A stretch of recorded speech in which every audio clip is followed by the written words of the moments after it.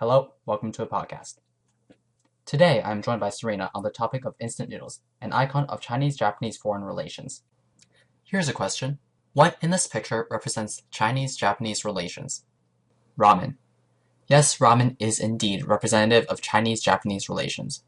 Remember that ramen is Chinese-style noodles with Japanese-style preparation and ingredients. You may ask how this claim makes any sense. Here is where it starts.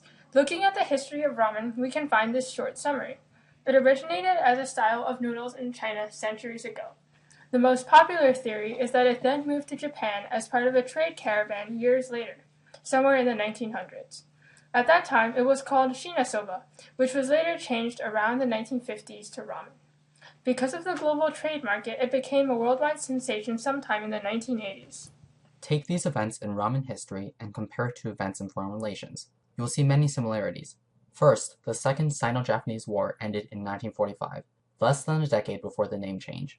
So, foreign relations are being patched up, and as a result of that, the name changed from the offensive term Shina-soba to ramen, which was a butchery of the Chinese words for spicy noodles, or la mian in Chinese.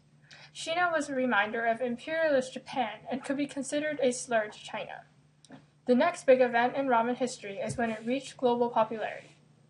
In the 1970s, there was this conflict between China and Japan around a small chain of islands currently referred to as the Senkaku Islands. This dispute was sparked by oil that had been discovered beneath and around the islands, bringing up the question, who owned the islands? Japan used World War II treaties to justify themselves, while China claimed that the islands had been marked as their territory since the 1400s. This dispute in particular never got too big, but it did manifest hidden tensions between the two nations. These two nations were always rivals, and because of such, tensions easily stacked up. Around 1978, there was a dispute over a treaty, the Treaty of Peace and Friendship between Japan and the People's Republic of China, or the Sino-Japanese Treaty of 1978.